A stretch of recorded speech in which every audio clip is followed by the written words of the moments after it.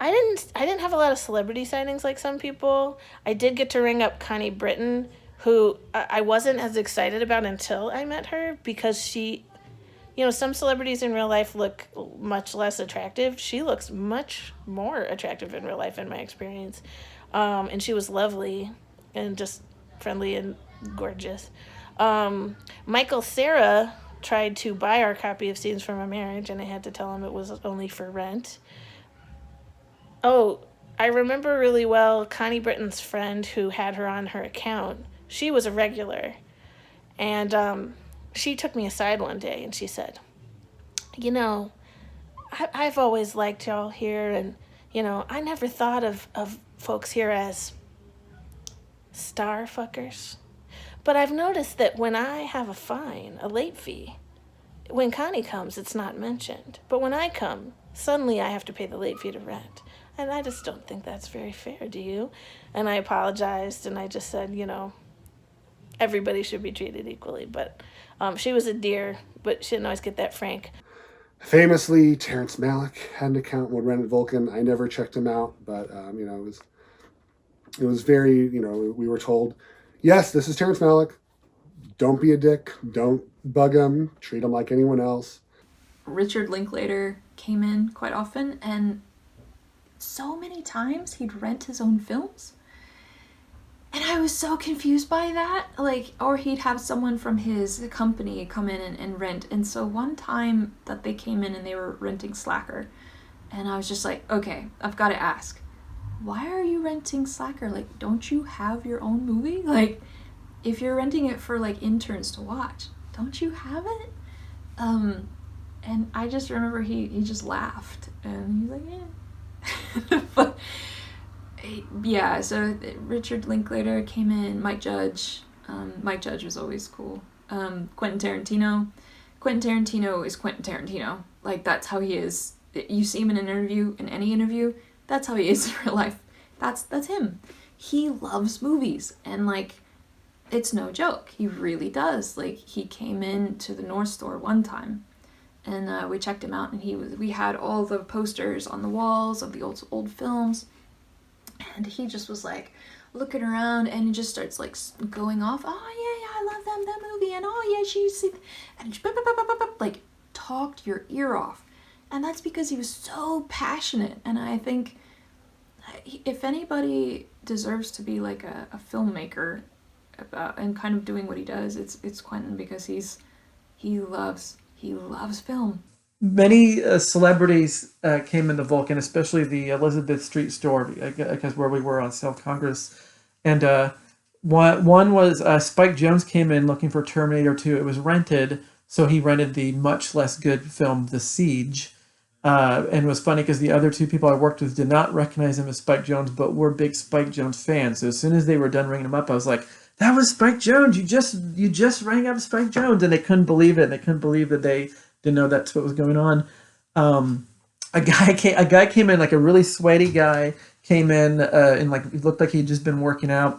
And I was watching Transylvania 65000, and he was really fixated on the screen. I was like, "Is this The Fly?" And I'm like, "No, this is the other Gina Davis, Jeff Goldblum movie." And he was just, mesmerized by it. And then we got into this literally 30-minute conversation about Jeff Goldblum and Gina Davis and their relationship and their on-screen relationship and off-screen relationship.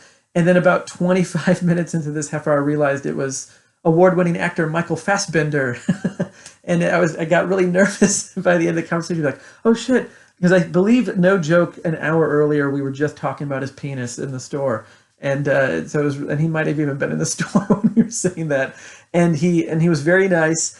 And then he paid this guy's late fee. This guy was there who was told he had a $70 late fee, and Michael Fassbender was like, "Oh, I'll pay it. I'll pay it." And he's paid the guy's late fee. One that I wasn't there for, but I heard, and I don't know who had this interaction, but a guy came in and said he was renting movies for Bill Murray, because Bill Murray was in town. I think this was during South by Southwest, and Bill Murray wanted Golden Girls Season 7, Disc 2. And we all hope that that's true, and we all hope that Bill Murray was going through Golden Girls, knew exactly where he left off, and just needed it, after a night of partying, needed to go home to the Golden Girls. A lot of minor celebrities and major celebrities and Austin luminaries would come in the store, and there's plenty of people to list, and I'm sure someone else might bring these people up. But my favorite was David Herman. David Herman would come in, and he had a sense for knowing when someone had figured out that he was David Herman, and he would disappear. So you kind of had to just pretend that you had no idea who he was, even though he clearly knew you did from the last time. But you just kind of pretended and went through the motions and treated him like some regular schmo so that he could check out his movies. One of the most fun times I had while I was working there was bringing the tall man from the Phantasm movies into Vulcan to show him where I worked.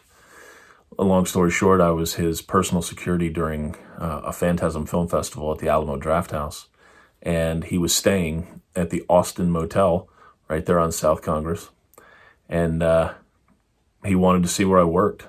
So I took the tall man into work at Vulcan and showed him around. I remember he recommended the Apu trilogy. That was his big recommendation from the day. Of course, the Jimmy Kimmel video starring our captain, Brian Connolly, going to the taping of the show was great. There was a lot of fun.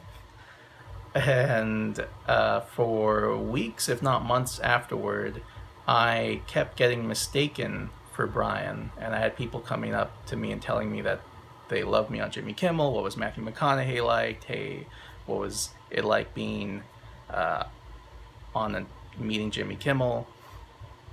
And here's the thing. I look nothing like Brian Connolly. And Brian Connolly looks nothing like me. Brian Connolly is white. I am very not white. I wear glasses. Brian Connolly does not wear glasses. But yeah, I still got mistaken for him all the time. One time, a regular customer that would come in like twice a week for years, finally asked if me and Brian were brothers that owned the store together. Again, we look nothing alike. The Jimmy Kimmel show experience was very interesting. We had won a contest. Carrie Lewis, one of our employees, wrote this really funny little thing saying that it would be great to have an ad film there from the Jimmy Kimmel show. And we won, and they showed up, and we weren't allowed to tell anybody. We weren't even allowed to tell the coworkers. We had to keep it a secret for months, which was really hard. And but they were very nice. Like the whole crew was great, and they were all the nicest bunch of people. And Jimmy Kimmel was so nice and just really personable. And then when Matthew McConaughey showed up, he drove himself there from wherever he lives, Round Rock or whatever, and drove himself in what you'd expect Matthew McConaughey to ride. It was like a 70s, cool car. And he was really nice too. And he's a very strange man. He looked at me. I had a beard at the time, and he looked at me and said, "Brian, I bet you've had that beard since you were a baby." And then I overheard him and Jimmy Kimmel talking about the Dwarf videos, the Tim Conway fake little person golf videos, and that was exciting.